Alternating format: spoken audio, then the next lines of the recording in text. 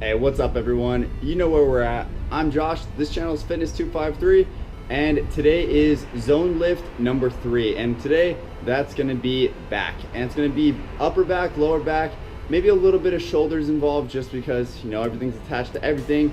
So there's gonna be some secondary involvement there. But for the most part, it's gonna be just a solid back workout. And if you look in front of me here, it is a glorious day in Washington. Doesn't happen very often, so you know we're gonna knock out a serious workout and then spend some time outside because it's amazing in Washington right now and you gotta take in that sun when you can.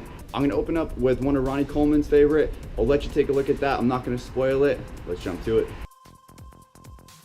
Hey, what's up guys? So for the picture-in-picture here, we are starting with, like I said in my intro, one of my favorite one by Ronnie Coleman, which is the barbell rows, utilizing just like a standard bench press bar. I have 4 plates on. The first one here, things to consider is it's difficult to find the adjustment of where you stand over where you pull. That's the thing that takes maybe the longest with this entire thing. As you can see here, I have it down to where the corners of my elbows touch the insides of my knee. That's how I know I'm straight over the bar, at least for my arms and leg length at least. On this one, you just want to make sure, you see that I straighten my back out a bunch of different times. That's just to make sure that my back stays straight and I'm not really overarching it, because that's when your back starts to get hurt. So for my last set, I decide to throw the V-bar away and use my hands. Now the reason why you would do this is because holding on to that much weight for 5 to 7 reps is going to build some serious hand strength. It's also going to work your forearms just to grip that much weight. And then halfway through, obviously you see me switch hands. The more you do it with just one hand, it's obviously going to create dominance towards that particular hand you're using. So switching off spreads that strength evenly.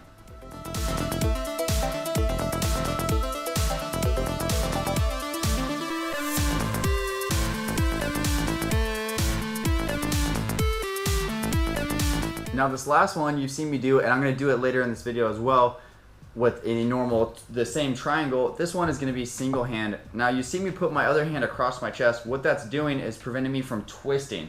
You don't want to have that twist because then you're just working your obliques and you're going to diminish the amount of pump from your back. So I put my arm across to get a good squeeze, and that's just stabilizing me. On this one, you just don't want to let that weight rip forward, and you don't want to have to like slam it back. You want that good even full extension and that good flexion down. And you'll see me switch into my other hand. I have 110 on here right now. For the double pullback, I do 215 or 220 depending on how much I'm going to do. I don't do the typical one where I go all the way forward with one hand. It's just a little unstable to do a full deadlift, a deadlift-esque form on that one with one hand. It's a little wobbly. This one I do on my third set right here, underhand. But that underhand is going to get a serious focus. Like I said in the intro, your shoulders are going to get a little bit of that secondary exercise, but that underhand really digs it in deep to the backside of your lat. At least for me it does, and it's a really good one to throw in, especially if that forward hand just gets really boring.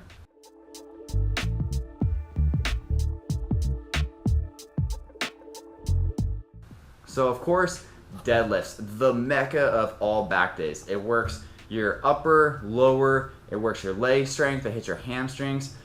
I had to throw this in for my back day. As you could see, I don't do a complete Russian deadlift with my legs straight. I do bend them a little bit. I vary it a little bit. Sometimes I'll put a lot of legs into it. Sometimes I'll put almost no legs into it to where it's a straight leg deadlift. But the main thing is keeping that back straight, having those hands equally apart, and really controlling that side to side movement. You want to be straight up, straight down. I throw in a side view just to make it easier to see the fluidity of the up and down. As you can kind of critique my form a little bit. I'm not saying I'm the best deadlifter, not by a long shot, but that looks like pretty good form to me.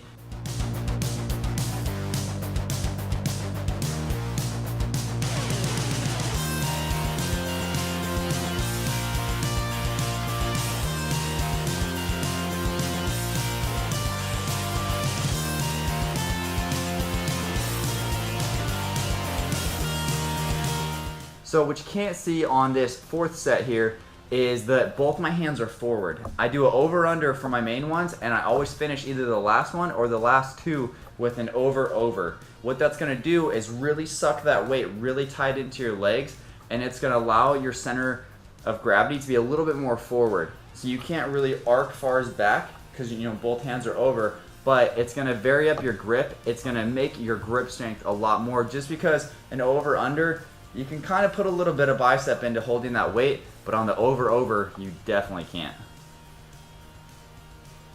Lat pull downs, one of my favorite ones. This one, you'll see a lot of people really lean forward to get that weight down. If you touch the back of your spine, good. You don't have to. You can see my arms break easily past 90, and that's what you want to do. That's what engages those muscles in your back. Don't make it super exaggerated where you're pulling that weight down. And then my second set here, I obviously do in front of me. You see a lot of people lean really far back and get that huge squeeze down. That's all well and good, again, but what you're doing is that leaning back, you're pulling that weight back with a little bit of your own body weight, and that's diminishing the pump you could get in the exercise itself. Try to get that good squeeze with zero movement on your back. Obviously, arms are shoulder width apart, pretty self-explanatory. These ones right here are going to be barbell rows utilizing the Smith machine. Now, I did one set of these.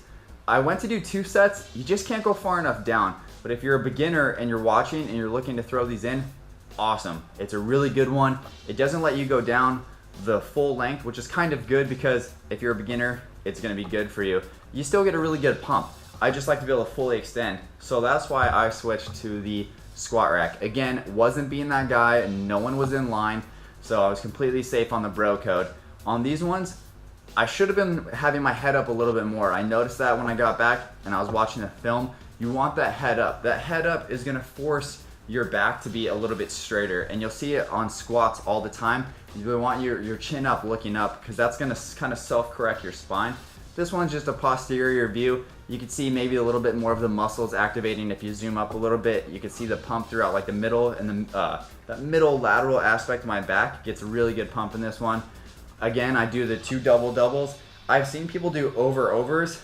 It just seems more like an upright row to me. This one is one of my favorites as well. It's called a face pull, and you'll see people do them with the ropes that traditionally people use for like triceps.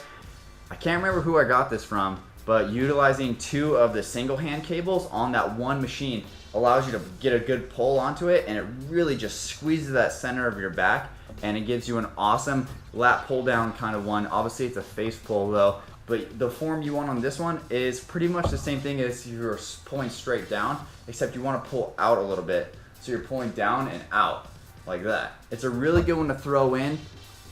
This is probably like my 3rd or 4th time doing it, so I was kind of skeptical on whether or not I was going to get a really good pump, especially back exercise to back exercise.